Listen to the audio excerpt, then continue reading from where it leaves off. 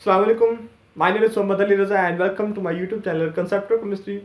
Today I am going to discuss with you azimuthal quantum number, second quantum number. Principal quantum number I have already discussed, and today I will discuss azimuthal quantum number. Why we need the second quantum number? Why we need azimuthal quantum number even in the presence of principal quantum number?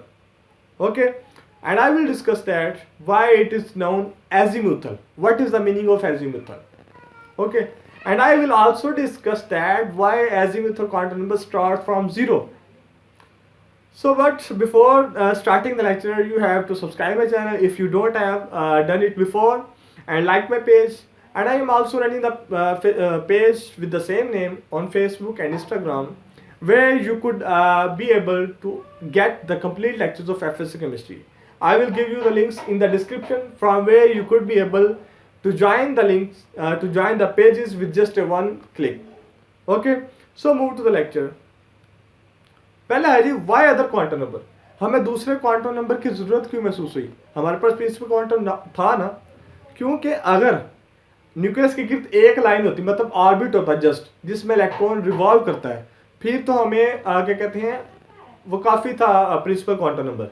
लेकिन जब हमने high resolving power spectrometer के जरिए देखा, वही line further lines में divide थी. मतलब अब हमें वो प्रिंसिपल क्वांटम नंबर सिंगल जो है वो हेल्प आउट नहीं कर सकता इलेक्ट्रॉन की पोजीशन और मोमेंटम को फाइंड आउट करने के लिए. तो इसलिए हमें दूसरे क्वांटम नंबर की क्या जरूरत पेश आई. ये क्वेश्चन क्लियर है. अब सेकंड क्वेश्चन क्या है, मैं आपसे डिस्कस किया कि इसको एजीम्यूथल को कहते हैं. एजीम्यूथल कहते हैं एंगुलर मूवमेंट को.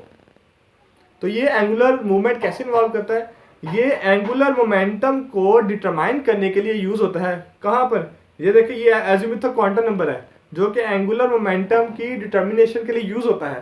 तो इसलिए इसको एजीम्यूथल कहते हैं, या इसको एंगुलर ऑर्बिटल क्वांटम नंबर भी कहते हैं.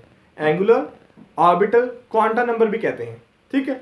अब एल चूंकि क्या कहते हैं एंगुलर मोमेंटम है, तो इसको अंदर रखते हैं, तो इसको azimuthal quantum number small L से शो करते हैं.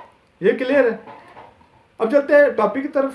It deals with angular momentum so denoted with L because when Bohr model of atom. अब इस क्वेश्चन का आंसर है कि दूसरा क्वांटम नंबर क्यों में मतलब पेश आया, क्यों में उसको लाना पड़ा. When Bohr model of atom was studied through high resolving power spectrometer, then each individual line was further divided into several lines. ठीक है, मैं पहले डिस्कस किया आपके साथ. वो लाइंस जो फर्दर आई हमारे पास, वो ऑर्बिटल को ही शो कर रही थी. तो इसलिए हमें ऑर्बिटल के साथ डील करने के लिए क्वांटम नंबर की जरूरत थी, जो कि एजीम्यूथल की फॉर्म में हमें सामने मिला. We can say that each shell is further divided into sub shells. तो इसका मतलब है कि ईच शेल जो है फर्दर सब शेल्स में डिवाइड है. जिस तरह एक कोई कॉलेज होता है ना, उसके सब कैंपस होते हैं, मतलब उसकी ब्रांचेस हैं. इस तरह एक शेल है, उसके सब शेल्स हैं. अगर कोई ऑर्बिट है तो उसके ऑर्बिटल्स हैं. क्लियर है. So only quantum number principal quantum number is not enough to discuss the line spectrum, to discuss the position momentum of electron. The only principal quantum number was not enough. So next point, the quantum number that deals with subshells is known as azimuthal quantum number. और जो quantum number subshells के साथ orbiter के साथ deal करता है, उसको हम क्या कहते हैं? Azimuthal quantum number. क्लियर है. इसकी वैल्यूज क्या होती हैं? इसको हम शो तक करते हैं स्मॉल एल से. इसकी वैल्यूज होती हैं 0, 1, 2 अप टू n-1. ये क्या शो कर रहा है कि इसकी वैल्यू जो है ना n पर डिपेंड कर रही है. अगर n सपोज करो फर्स्ट शेल है, तो इधर पुट करो 1-1, तो मेरे पास कितने आएगी? 0. अगर n सेकंड शेल है, 2-1, 1. तो इस तरह आप क्या है, इसकी वैल्यू फाइंड आउट कर सकते हैं. प्रिंसिपल क्वांटम नंबर आपके पास था, कितनी थी? 1, 2, 3, 4. उसको ऊपर रखें, उसमें से 1 माइनस करते हैं, तो आपके पास नीचे एजीम्यूथल क्वांटम नंबर की वैल्यू आती जाएगी. क्लियर है. नेक्स्ट चलते हैं. बहुत इंपॉर्टेंट क्वेश्चन है कि why azimuthal quantum number start from 0. 0 से क्यों स्टार्ट होता है? अब चूंकि ये एंगुलर मोमेंटम को शो करने के लिए यूज होता है ना एजीम्यूथल क्वांटम नंबर. अब एंगुलर मोमेंटम तो उसी का होगा ना, कुछ सब्सटेंस, मतलब कि सपोज करो बॉल है. अब मुझे पता है कि बॉल पड़ी है, इसको फेंकूं तो ये एजीम्यूथल क्वांटम नंबर मतलब एंगुलर मूवमेंट शो करेगी. कंडीशन क्या है? मुझे पता तो हो ना सब्जेक्ट या ऑब्जेक्ट क्या है इधर पड़ा है. लेकिन अगर इलेक्ट्रॉन का ऑर्बिटल में मुझे पता ही नहीं किस जगह पर है, तो एजीम्यूथल क्वांटम नंबर क्या होगा? 0 होगा. तो वही हम डिस्कस करेंगे. फर्स्ट पॉइंट क्या है? Because according to classical theory electron is revolving around the nucleus. Classical theory कहती है कि इलेक्ट्रॉन जो है ना न्यूक्लियस के गिर्द मूव कर रहा है। ठीक है, नेक्स्ट पॉइंट क्या है, ये क्लासिकल थ्योरी जिस तरह हमारी यूनिवर्स के साथ जो डील करती है ना वो है क्लासिकल थ्योरी। जिस तरह सैटेलाइट्स जो हैं वो सूरज के गिर्द जमीन के गिर्द मूव कर रहे हैं, तो इसी तरह क्या है क्लासिकल थ्योरी कहती है इलेक्ट्रॉन भी न्यूक्लियस के गिर्द क्या है मूव कर रहा है, रिवॉल्व कर रहा है। नेक्स्ट पॉइंट है अकॉर्डिंग टू क्वांटम मैकेनिक्स, लेकिन क्वांटम मैकेनिक्स क्या कहती है, in real electron is spread around the nucleus. Actual में इलेक्ट्रॉन जो है चार्जेस की फॉर्म में न्यूक्लियस के गिर्द क्या है स्प्रेड होता है एक स्पेसिफिक एरिया के अंदर, और जहां पर आपके पास प्रोबेबिलिटी 95% होती है इलेक्ट्रॉन को पाने की, वो होता है ऑर्बिटल, वो स्पेस कहते हैं, हम उसे ऑर्बिटल कहते हैं, या उसको हम इलेक्ट्रॉन क्लाउड भी कहते हैं। ठीक है, नेक्स्ट है we can not calculate its position, rather we calculate the probability of presenting somewhere. अब जैसे मैंने पहले डिस्कस किया किस चीज़ की मतलब मुझे पता ही नहीं किस कोई जगह पर पड़ी है कोई चीज़, तो फिर ही मैं बताऊंगा ना कि उसका एंगुलर मोमेंटम है या नहीं। अब ऑर्बिटल में मुझे पता ही नहीं इलेक्ट्रॉन किस जगह पर पाया जा रहा है, उसकी तो प्रोबेबिलिटी मौजूद होती है, लेकिन एग्जैक्ट नहीं कह सकते कि इस जगह पर इलेक्ट्रॉन मौजूद है। ठीक है, तो इसलिए जब यही नहीं हम डिटेक्ट कर सकते तो उसका एंगुलर मोमेंटम भी क्या होता है, जीरो होता है, उसका एजीमुथल क्वांटम नंबर क्या होता है, जीरो होता है। इट हैज स्फीरिकल शेप, और इसकी जो शेप होती है वो स्फीरिकल होती है। ठीक है, न्यूक्लियस से इलेक्ट्रॉन तक जो प्रोबेबिलिटी है वो क्या है, डिस्टेंस कांस्टेंट रहता है हर डायरेक्शन में, जिस मर्जी डायरेक्शन में जाए प्रोबेबिलिटी ऑफ फाइंडिंग इलेक्ट्रॉन जो है स्फीरिकल में इक्वल होती है। ठीक है, तो ये भी एक रीजन है। ये अब देखें, ये ऑर्बिटल है फर्स्ट एस, ठीक है 1s। अब इसमें क्या है, probability of finding the electron जो है 95% है, लेकिन मैं ये नहीं कह सकता कि इलेक्ट्रॉन इस जगह पर मौजूद है, इलेक्ट्रॉन इस जगह पर मौजूद है। जब यही नहीं मुझे पता चलेगा तो मैं कैसे उसकी एंगुलर मूवमेंट को डिटरमाइन कर सकूंगा, उसको डिस्कस कर सकूंगा। तो इसलिए इसका जो एजीमुथल क्वांटम नंबर होता है 0 से स्टार्ट होता है, क्योंकि आप जब न्यूक्लियस से दूर जाने लगता है तो सबसे पहले एस सबशेल आता है, एस ऑर्बिटल आता है, तो इसलिए इसको क्या है 0 से स्टार्ट करते हैं। क्लियर है ये पॉइंट।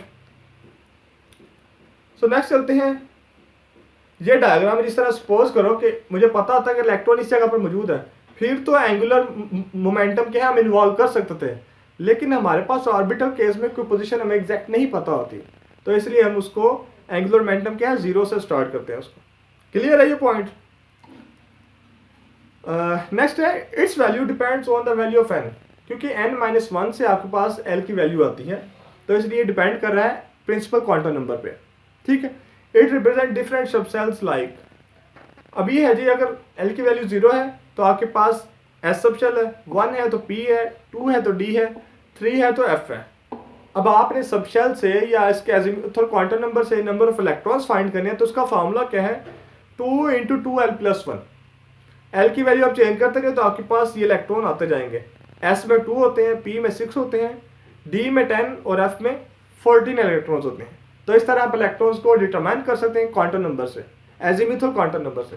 तो ये उसकी एप्लीकेशन भी हो सकती है। ठीक है, शॉर्ट क्वेश्चन आ सकता है कि write down the application of azimuthal quantum number, या उसका बेनिफिट क्या है, तो उससे आप क्या है पता चला सकते हैं कि सबशेल कौन सा है, इससे आप पता चला सकते हैं किसी ऑर्बिटल में किसी सबशेल में कितने इलेक्ट्रॉन मैक्सिमम आ सकते हैं। क्लियर है, because in s orbital probability of finding electron is maximum equal in all direction. तो ये भी रीजन है कि why angular momentum starts from 0, क्योंकि न्यूक्लियस से स्फेरिकल सबशेल में प्रोबेबिलिटी ऑफ फाइंडिंग इलेक्ट्रॉन जो है इक्वल रहती है तमाम डायरेक्शंस में, तो इसलिए भी एंगुलर मोमेंटम 0 से स्टार्ट करते हैं। अभी ये है रिलेशनशिप प्रिंसिपल क्वांटम नंबर और एजीमुथल क्वांटम नंबर का। n1 हो तो l जो है कितना होगा 1 - 1 0, ऐसे ही है। तो ये आपके पास आ जाएगा फर्स्ट s। ये जो होता है ना पहला वर्ड, ये आपको शो करता है n की वैल्यू, और ये जो s p d ये शो करता है l की वैल्यू। ठीक है, अब इस तरह 3p है, इसमें 3 जो है n की वैल्यू है, p जो है l की वैल्यू शो करता है, और l की वैल्यू कितनी होती है, p होता है, तो वो आपके पास होती है 1, 0 पे s, 1 पे p, 2 पे d और 3 पर f। ठीक है, क्लियर है। तो ऐसे आप क्या है डिटरमाइन कर सकते हैं। अच्छा, इधर एक और पॉइंट है कि इधर जब मैंने 2 - 1 किया तो मेरे पास कितना है 1, फिर मैं 0 से स्टार्ट होऊंगा 1 तक, 0 1 2 वैल्यूज आती हैं। अगर मेरे पास आंसर आता है 3, तो फिर पिछली भी जो वैल्यूज है वो भी मेरे पास एजीमुथल क्वांटम नंबर होगा, मतलब 0 1 2 3, ये देखें। ठीक है, तो ये आपके पास क्या है वहां तक आपने क्या कैलकुलेट करना होता है फिर एजिमुथल क्वांटम नंबर के केस में। क्लियर है? ये इंपॉर्टेंट पॉइंट है कि ये 4 जो है ये एन है और एफ जो है ये एजिमुथल क्वांटम नंबर को शो करता है जो कि 3 है। एमसीक्यूज आ सकता है कि 4 एफ है तो इधर आप बताओ एन कितना है और एल कितना है, तो ये आपको क्या है कंसेप्ट होना चाहिए। ओके, ये मैंने डायग्राम पहले डिस्कस किया है। तो ये आज का टॉपिक था एजिमुथल क्वांटम नंबर। अगर आपको कुछ अच्छा सीखने को मिला तो फीडबैक लाजमी दीजिएगा, और अगर आपने अभी तक मेरा चैनल सब्सक्राइब नहीं किया तो kindly do subscribe. Stay tune and stay happy. Thank you.